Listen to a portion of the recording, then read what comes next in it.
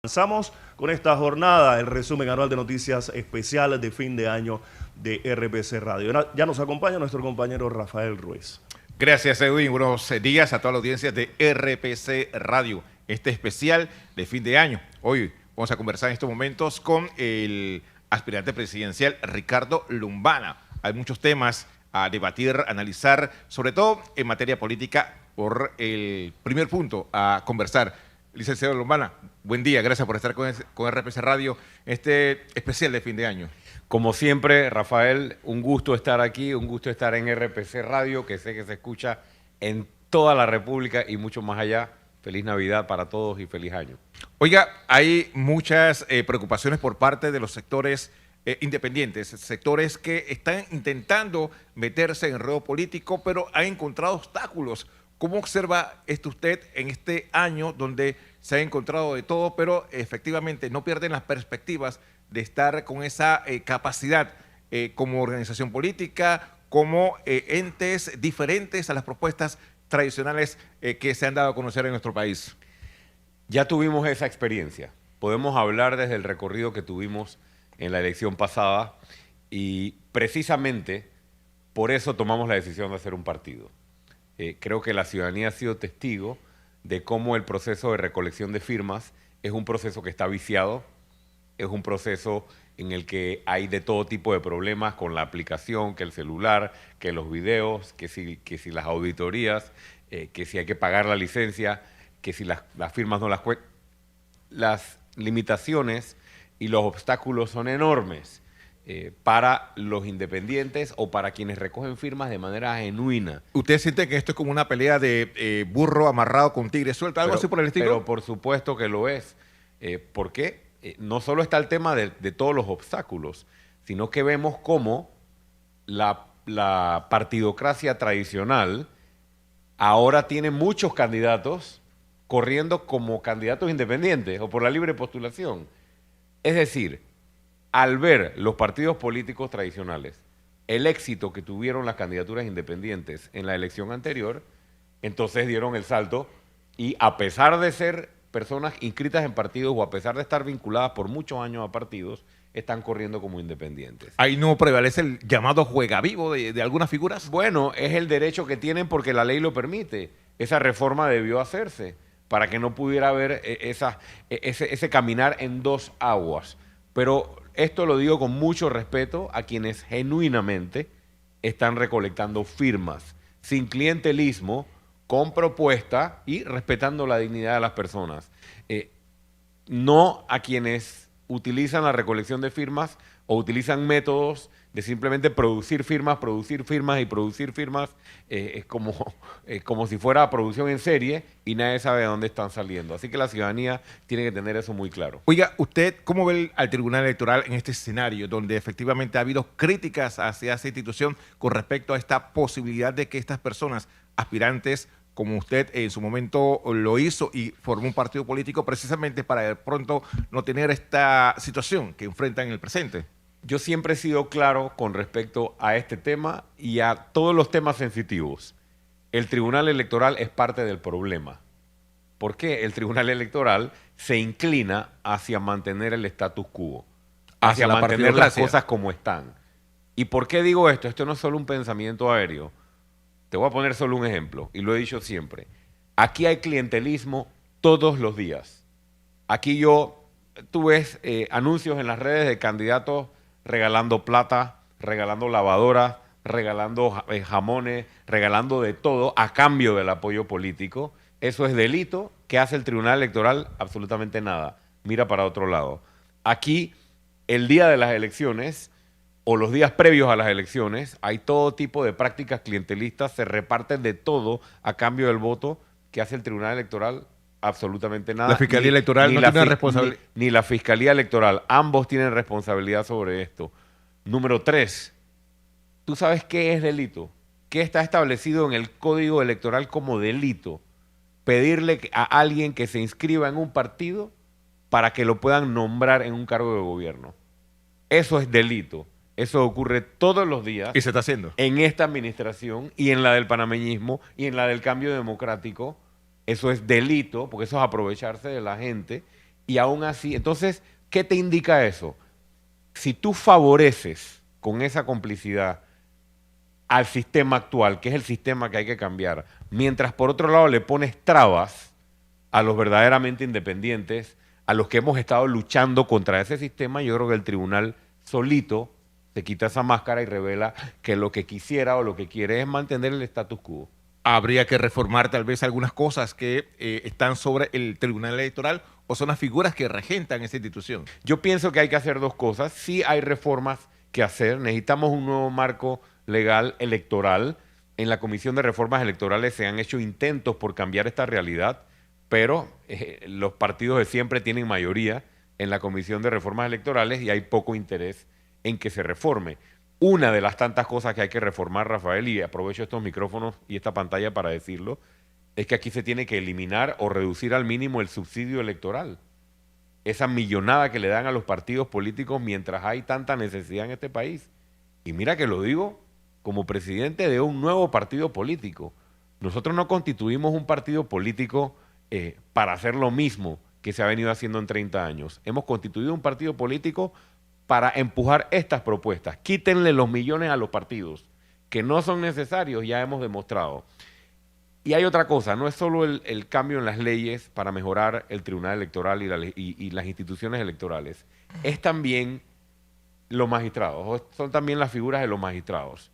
No puede ser que se siga designando magistrados que provienen de actividad proselitista de partidos políticos. Y claramente identificados. Por supuesto que sí.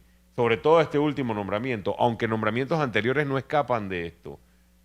El Tribunal Electoral necesita a 3 magistrados que no tengan vinculación alguna con ningún proyecto político, ni siquiera un proyecto político independiente. Pero ¿cómo lograr eso cuando los partidos tradicionales son los que colocan esa figura ahí? Bueno, esa es parte de la transformación que hay que hacer. Revisemos los requisitos para ser magistrado del Tribunal Electoral.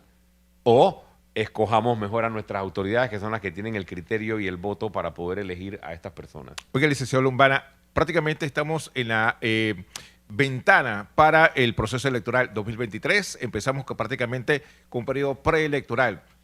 Vemos a una oposición totalmente fraccionada. Esto tal vez permitiría que el Partido Revolucionario Democrático tenga una ventaja porque tiene un nicho electoral bien cohesionado y que nos ha demostrado que evidentemente los sectores de oposición cuando están fraccionados no logran alcanzar la presidencia de la República, pero el PRD tiene esa ventaja. ¿Cómo ve usted como un sector adverso y que no pertenece a estos partidos tradicionales tener la oportunidad de pronto de calar en esa competencia electoral? En primer lugar, yo no creo que la población panameña sea tan masoquista para darle una nueva oportunidad al PRD. Todavía falta un año y pico de gobierno y esta ha sido, sin duda, o al menos es lo que yo veo en las mediciones y lo que dice la población, una administración desastrosa. Así que esos cálculos que se hacen de que el PRD quiere dividir a la oposición, que seguramente quiere dividir a la oposición, para ellos poder en la elección ganar con 20 y tanto, yo pienso que el PRD no va a sacar ni el 30% en la próxima elección y cuidado que ni el 25%. Y si acaso quieren llegar a ese nivel de voto, adivine por qué es. No es porque sus propuestas sean buenas, es porque con los nombramientos, recuerde que ya el partido va por 700,000 inscritos, la planilla ha crecido como nunca en la historia. Los programas de ayuda social, de bono, de beneficios siguen creciendo. ¿Y con eso qué hacen? Darle migajas a la población mientras ellos embolsan millones pensando en un resultado electoral. Y la oposición, sí, está fraccionada por ahora. Falta tiempo para la elección. ¿Lombana estaría conversando con sectores opositores para una posible alianza? Nosotros estamos conversando permanentemente con los independientes, con los grupos que están encabezando las recolecciones de firmas de candidaturas de libre postulación. ¿Con los partidos tradicionales? Con los partidos tradicionales nosotros no hemos conversado ni estamos conversando. El mensaje ha sido claro. No es que no queremos hablar con los partidos tradicionales. Es que si vamos a sentarnos en algún momento, quienes lideran los partidos tradicionales tienen que entender que los panameños quieren que la política cambie.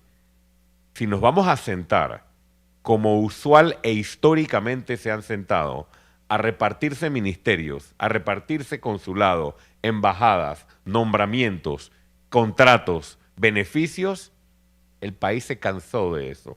Si vamos a sentarnos entre todos a definir cuáles son las decisiones que vamos a tomar para sacar este país del hueco, para generar empleo, para romper el botellerío que hay, que no es un botellerío solo del PRD, sino de los otros, para detener la corrupción, para detener los privilegios, para poner todo al servicio de la población, con mucho gusto. Sí, el tema de corrupción, lo que usted menciona, prácticamente es la percepción que tiene la población panameña sobre la actual administración gubernamental. Vemos una asamblea que engloba su presupuesto económico, vemos también a un ejecutivo que no rinde cuentas claras sobre estos escenarios. ¿Cómo ve Ricardo Lombana para poder combatir esto, lograr tal vez esa cohesión política de cara a una contienda electoral?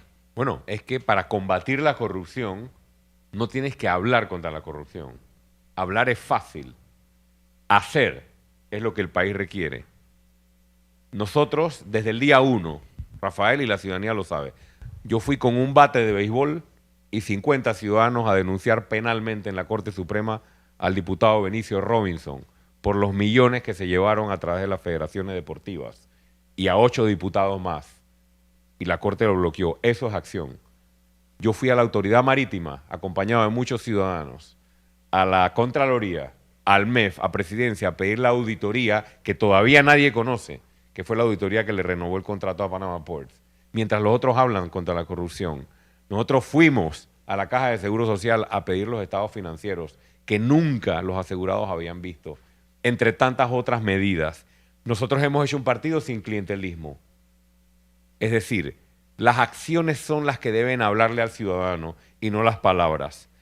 Si los otros partidos, si los actores políticos están dispuestos a tomar este tipo de medidas y entender que esto es lo que el país requiere, con mucho gusto podremos ir encontrando la ruta.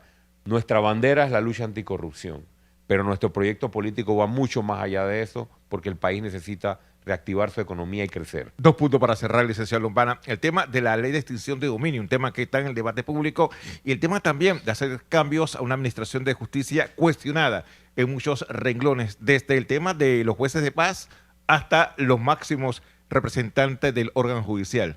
¿Usted qué propone frente a estos elementos que afectan esa percepción de la población panameña? Yo tengo una postura muy particular sobre este tema, y es que Panamá todo lo quiere resolver con leyes. Aquí no tenemos ninguna ley que permite la coima, ni que cobren el 20%, ni que nombrar botellas es un delito. O sea, aquí todas las leyes se violan.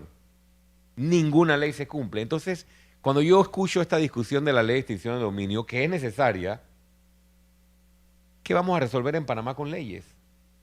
Aquí lo que necesitamos es un presidente que sepa que la ley no es un cuadro y un adorno pegado en la pared. Un contralor que sepa que tiene que fiscalizar las cuentas. Gente con pantalones, prácticamente. No, con pantalones no. Gente que sepa que se debe a lo que dice la ley. Porque eso es lo que el país requiere. Pero si llegas a los cargos a servirte y a servir a grupos, seguirá pasando lo mismo. Entonces sí, necesitamos una ley de extinción de dominio. Hay que hacerle ciertos ajustes y modificaciones al proyecto actual, pero tú puedes pasar esa ley hoy. Si la actitud de las autoridades sigue siendo de complicidad ante el crimen, hoy el narcotráfico está metido en la política. Hoy el narcotráfico es parte de lo que nos gobierna. Entonces con leyes no vamos a poder cambiar esto, sino renovando las autoridades con los nuevos liderazgos que estamos pidiéndole al país, con mucho respeto y con mucha humildad, la participación y la entrada en el terreno político para tomar las decisiones que el país requiere. ¿Incluyen esos cambios en el órgano judicial? Por supuesto, pero por supuesto, nosotros estamos proponiendo desde la campaña anterior transformaciones a los 3 órganos del Estado. Eso implica obviamente una nueva constitución y las designaciones y los nombramientos de personas, hombres y mujeres panameños, que solo se deban a la ley y no se deban a un partido político o a un grupito. Licenciado Ricardo Lombana, muchas gracias. Gracias a ustedes y feliz año 2023. Bueno, agradecemos entonces al licenciado Ricardo Lombana en este especial de fin de año de RPC Radio. Edwin Fernández.